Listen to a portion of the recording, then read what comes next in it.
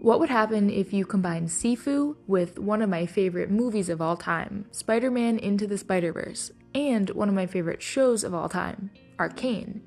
You'd get a stylish, snappy, and colorful fighting game.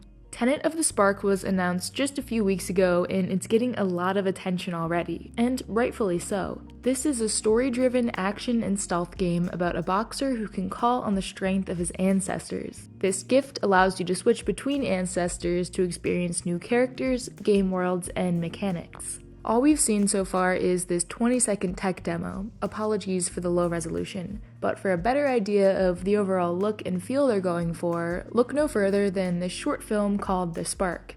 Jishi Studio put this out last year, and now they're making an entire game based on it. I can see why. Visually, it's super eye-catching, and each area has its own unique look and feel. From a gameplay standpoint, different levels require you to switch playstyles from stealth, hand-to-hand combat, and shooting. This sounds like a winning formula to me, so I really hope that they're able to pull it off. All I could find on Jishi is that the studio is a team of the finest creative and technical minds who create CGI, VFX, 2D and 3D animations, live-action films, and all forms of video content. An ambitious team creating amazing stories. And this is going to be their first game. But hey, at least they've got the art down. Tenet of the Spark is being made in Unreal Engine, and I don't know, looks good so far to me.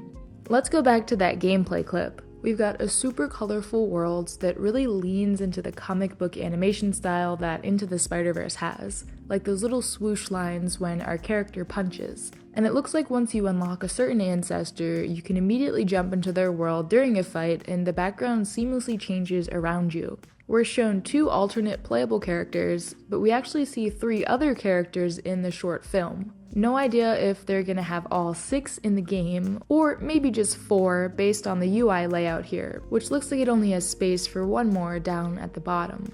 I'm also really curious to see the stealth part of the game, because that's usually my go-to playstyle. Again, very early in development, so I'm not expecting to hear much more for a very long time. But let me know what you think. Is this going to be one of those games that just kind of disappears? I'd imagine the devs will be hiring some new talent in the near future if they actually want to get this project up and running. And I think this was a pretty enticing way to get new people on board. Until we know more though, you can always play or replay Sifu, which is finally coming to Steam in just a few days. I definitely want to pick that one up. And hey, while you're here, why not check out a couple other sweet looking upcoming indies?